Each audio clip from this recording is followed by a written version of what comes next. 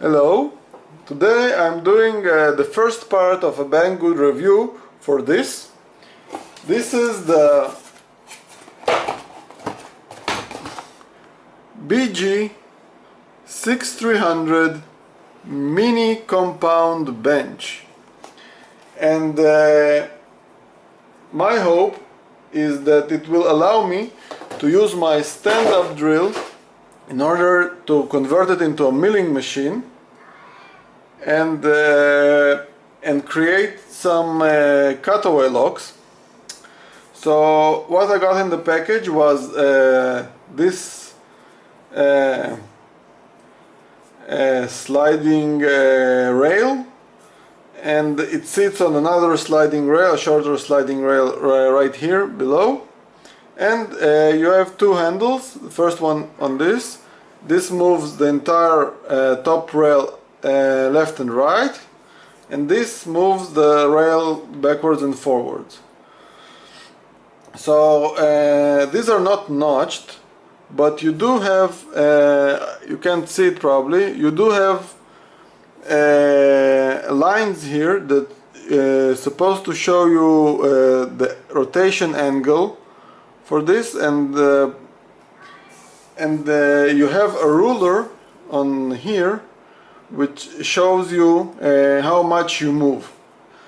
So theoretically this can be very precise. And now what you get with in the package, what I got, and I got these 4 bolts which I suspect are used in order to connect the base of the rail to the stand drill, and these 2 parts, probably adapters. I don't know what to do with them yet. So on top of here you need to place your own vise, I guess, and this looks the same rail as the one from the mini lathe.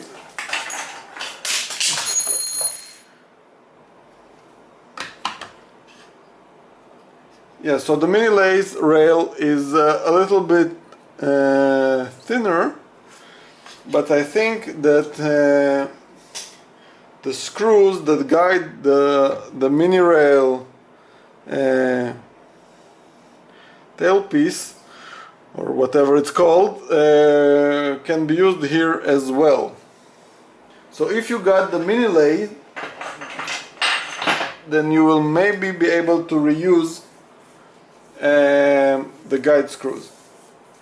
So the build quality, so this is it's not really heavy, but it's heavy enough.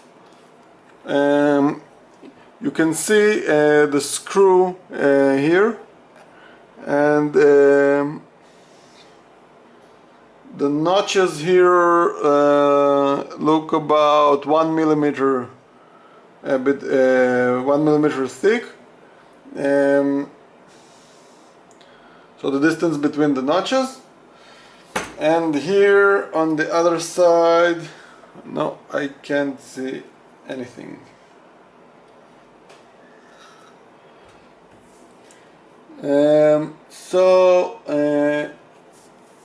How much play you have left and right? Well, it looks like you have 20 centimeters of play left and right, and probably no more than 10 forward and backwards. So if this will be mounted like this, 20 centimeters left and right, 10 centimeters forward and backward, maybe a little less. And I also noticed that when I move this handle, the left and right, it does rock a little bit. I will try to tighten the screws, but I think that if I use the wheel itself and not the handle, then the rocking motion is not perceivable. So this is basically it. Okay, so this is my setup. The stand drill base is connected via these two screws. You can see one here and one here, to the milling attachment. Then on top of the milling attachment I used the screws that came with the milling attachment, only two of the screws. Let's try to adjust the light. So two screws. I used one of these nuts in order to is in the channel, and the other holes through this thing that also came with the attachment. It's a sort of panel and the screw, and so these screws are squashed in, and I tightened them pretty tightly, so this sits pretty firmly. So only two of them here, and this allows me to use this handle to move the drill back and forth. As you can see, it moves really slowly. So on the stand drill there are two nuts which limit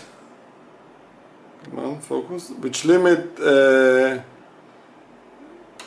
movement up and down of the drill bit. So I have the limiter here, and again you can adjust it with really small increments via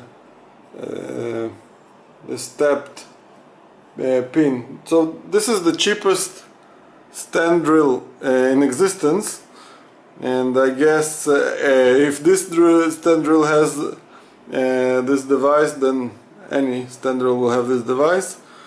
So let's try to mill it, at least the first layer, and see what happens. But before I start, my plan is to mill a window on the side of the lock, and then proceed to mill each of the chambers with a tiny milling bit. So let's see if this will work.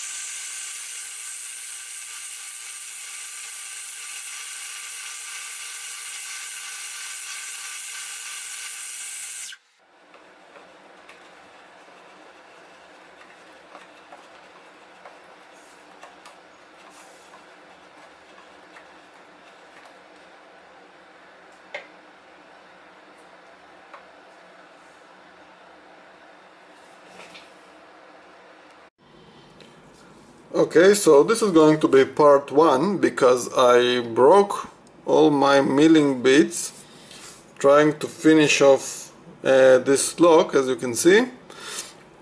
So what we have so far is I cleaned up the chambers, and as you can see the milling went quite well. It is pretty straight, and I think the result is very good, given the amount of money I paid for the milling attachment. So In the part 2 I will try to finish the chambers and drill through all the chambers to finish this cutaway lock. So thank you for watching, and I hope to see you in the next part of milling this cutaway lock.